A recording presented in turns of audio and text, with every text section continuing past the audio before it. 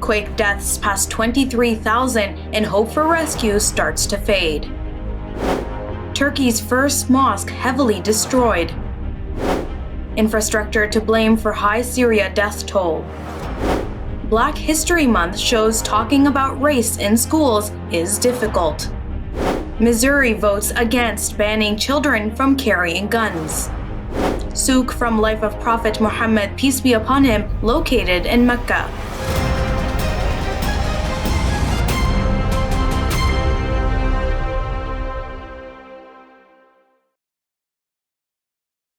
From Toronto studios, this is the Muslim News on Muslim Network TV. Assalamu alaikum, I'm Saamiyah Syed. Our top story tonight, people are still being rescued from the devastated areas as the earthquake's death toll has surpassed 23,000 in both Turkey and Syria. More than 20,000 deaths have been reported in Turkey, while over 3,300 people have died in Syria. The death toll is likely to keep rising. So far, more than 74,000 people are confirmed injured. Turkish authorities say that roughly 13.5 million people have been affected in an area spanning roughly 280 miles from Adana in the west to Diyarbakir in the east, and 186 miles from Malatya in the north to Hatay in the south. Search teams from more than 24 countries have joined tens of thousands of local emergency personnel in Syria and Turkey. Satellite images have captured how villages, roads, and train lines along the fault line have completely shifted by 9 to 13 feet. In related news, the devastating earthquakes have destroyed significant historic and archaeological sites. Among the losses to Turkey's rich heritage is the centuries-old Habibi Nature Mosque in Antakya, one of the worst affected cities. The mosque is reported to be the oldest in Turkey. Some records show the original building dates back to the mid-7th century. It was built following the Muslim conquest of the city, then known as the Antioch, on the location of a Roman temple and a later church. Hundreds of families are still stuck under the debris of this week's earthquake in Syria. Residential complexes recently built to accommodate those forcibly displaced by war from government-controlled areas of Syria were completely destroyed. Older residential neighborhoods in Sultan and Haram in the Idlib countryside, as well as the Al-Atarab and Genderiz in Aleppo, are also ruined. Saria Bitar, a civil engineer and head of Hadi Hayati volunteering group in Idlib, told Al Jazeera that the infrastructure of the buildings were not equipped to handle earthquakes. He added that the old buildings in Syria were built without considering the effect of natural disasters.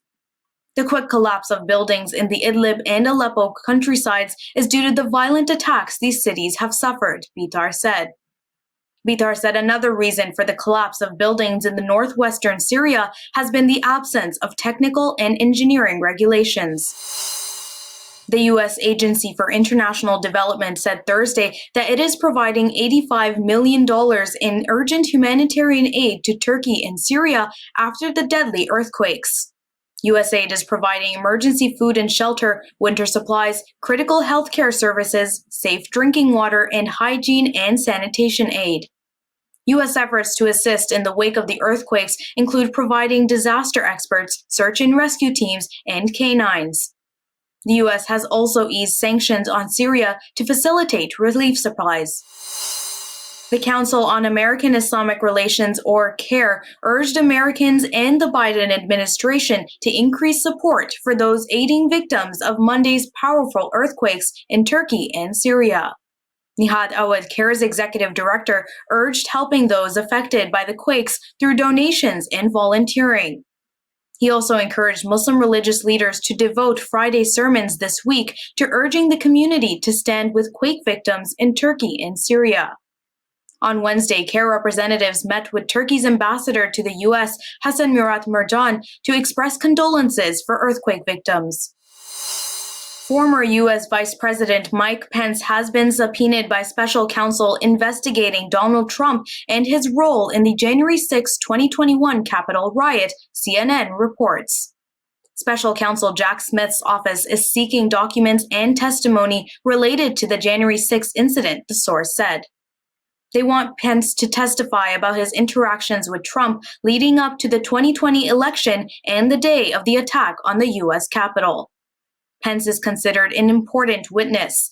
His recently published memoir details some of his interactions with Trump in the weeks after the 2020 election. Experts say his book may open the door for the Justice Department to override some of the Trump's claims of executive privilege. We're bringing you more news stories after the break, so stay tuned and we will be right back.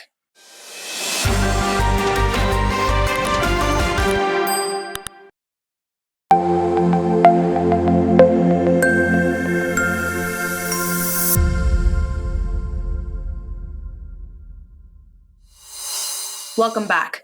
Congresswoman Rashida Tlaib, a Michigan Democrat, is facing allegations that she used campaign funds for personal use. The House Ethics Committee released updates on investigations into 4 lawmakers on Thursday. A report by the Office of Congressional Ethics says the office found substantial reason to believe Tlaib converted campaign funds for personal use.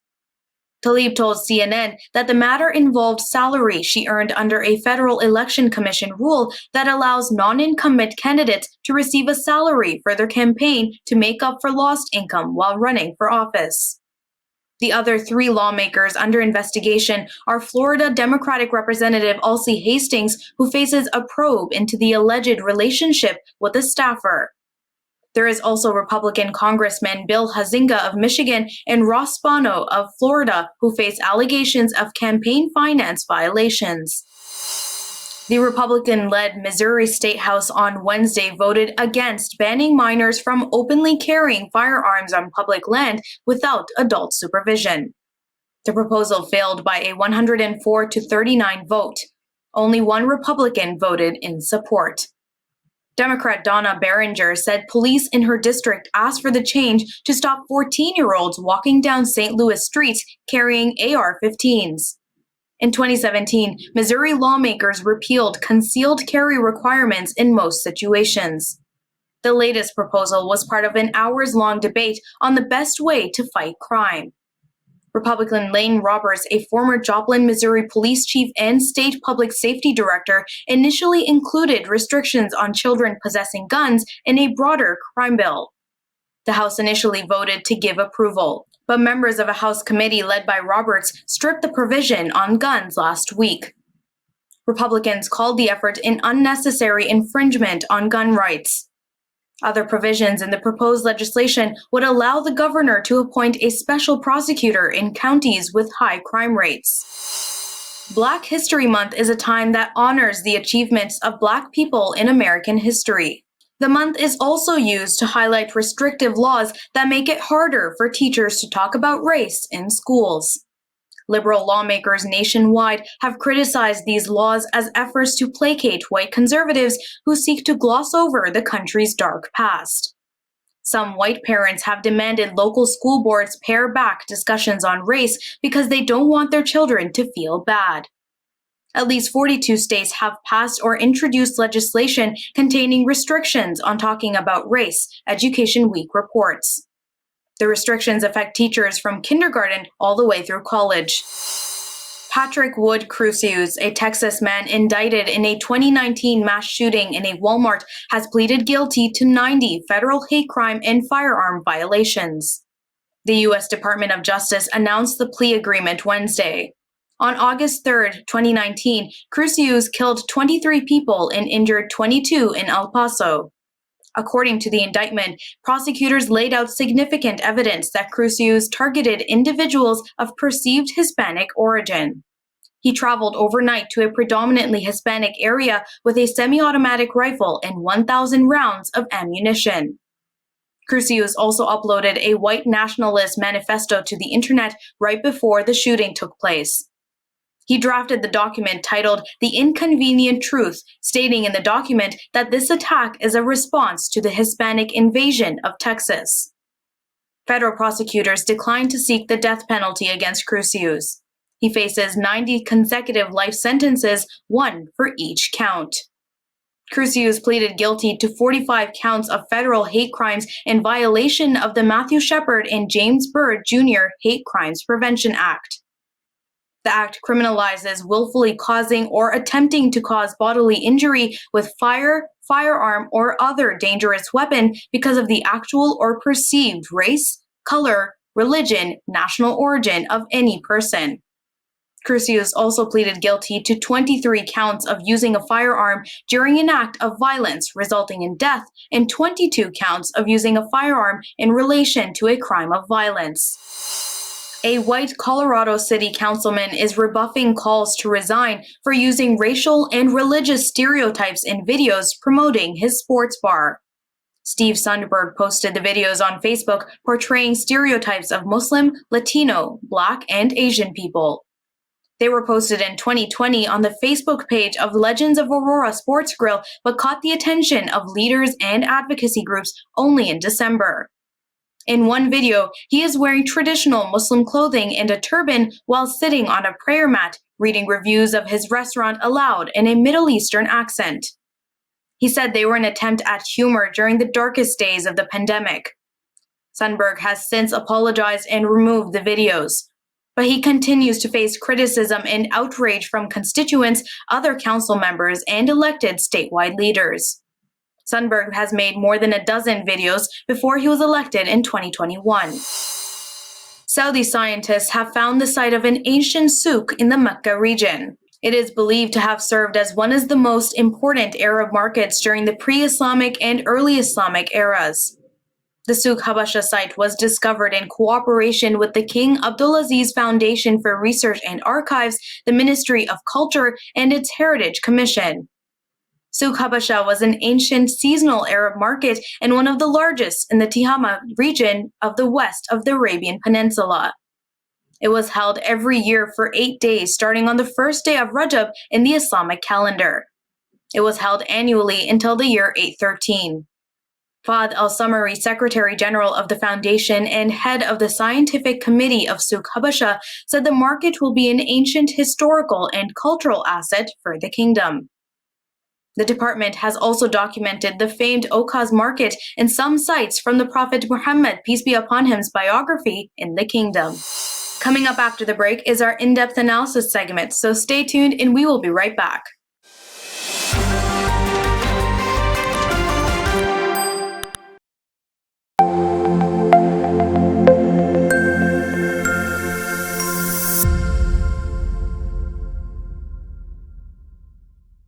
Welcome back. It's time for our in-depth analysis segment. Let's watch. We move now to a discussion of India. As many of you know, a new documentary produced by the BBC has outlined the horrific violence that occurred against Muslims in Gujarat many years ago, violence that was enabled by the current Indian Prime Minister, Narendra Modi. To discuss what the response to this video, to this documentary has been by the Indian government, how social media companies are clamping down on its spread in India, we want to discuss this issue with our special guest, Dr. Dheepa Sundaram, who is a PhD and assistant professor of religious studies at the University of Denver. We're very happy to have her on today. Doctor, hello, how are you doing? Great. Thank you so much for having me. No, thank you for joining us. Really appreciate it. So first, Doctor, for those who have no idea, they're living under a rock, they don't know what's going on, what is this BBC documentary about? What's the main focus of the documentary? What does it reveal? So the documentary has been released in two parts, and the first part has focused on the early years of Prime Minister Narendra Modi and how his rise occurred through the RSS, which is a paramilitary organization that is connected to the political party that he now heads, called the BJP. And it details his role as the chief minister at the time in 2002 during the riots in Gujarat that followed 15 Hindu pilgrims being burned in a train. So the documentary is essentially detailing all of that. And then the second part, it talks more about his second term. The Indian government has been quite upset by this documentary. What are they so upset about? And what have they demanded of social media companies? And what have social media companies done in response? So they're upset, and it should be noted that the documentary has been banned in India and on all Indian social media platforms. That means that Twitter India, Facebook India, so on and so forth. And Kanchan Gupta, who is an advisor of the Information Ministry, referred to the documentary as, quote, undermining the sovereignty and integrity of India and, quote, making unsubstantiated allegations. Modi himself has called it a, quote, discredited narrative. And the big thing that you're hearing from Indian officials is that the BBC is engaging in what they're calling imperial politics and, quote, a colonial mindset. So they see this as propaganda. And that is what they have said through all of their outlets. And what they have done is pressured social media companies like Facebook, Twitter, and YouTube in particular to remove all clips and full versions of the documentary within India. And they've also gone as far as to take down accounts that are sharing these clips, including those being shared by members of parliament in India. And, Doctor, this is remarkable to many people, especially given, for example, Twitter. Elon Musk has called himself a free speech absolutist. He has also said he would honor the laws of various countries, but there's no law in India saying you can't do journalism. You can't tell the truth. These are fiats from the government. So, what's been the reaction of people in India, to best of our knowledge, to this ban on the documentaries? Is it still being seen in India, do you think, via other channels? What do you think, or do you think that Modi will successfully be able to suppress the spread of this documentary and the content in it? So let me start with the free speech piece and the press freedom piece. So India, this is the latest salvo in a long line of press freedom restrictions that the Indian government has been enacting. And in fact, India is now ranked 150th out of 180 in press freedom. This is also in concert with the fact that India has had the largest number of internet shutdowns in the last about 8 years. Last year alone, they shut down the internet 104 times, and the nearest country to that was Myanmar at 15. And then in terms of who's viewing it, the Washington Post just covered this a day ago, but there have been watch parties that have been organized at universities and all over the country. But JNU recently organized one, and then the power was cut 30 minutes before. And then students who were trying to watch it on their phones were actually pelted with rocks by the ABVP, which is a student group associated with the BJP. But we're still seeing across the country, from Kerala to West Bengal, universities saying, and student groups at universities saying, no, we're still going to organize these watch parties. And then one last point is that we are hearing that Indians are uploading copies of the documentary outside of India to Telegram and still circulating the documentary through the sort of, more protected social media sites. So what do you think will be the outcome of all this documentary? I mean, many people, I think, were already aware to some extent of the role that Mr. Modi played in what happened back in 2002. This provides some extra detail, additional facts on the ground. What do you think the result of all this will be? It seems like he is somewhat popular in India. He keeps getting reelected. Do you think this puts a dent in that, changes anything about the trajectory of where India is going? Or does it change anything about Western support for India's current government? So to your first question, no, I don't think, unfortunately, I don't think this is going to impact Modi's popularity. The only thing that has in recent memory were the large number of deaths under COVID because of the mismanagement of the virus. And even that he has bounced back from. He was elected with the same, if not, I think, a larger majority in 2019 after 2014. He is incredibly popular.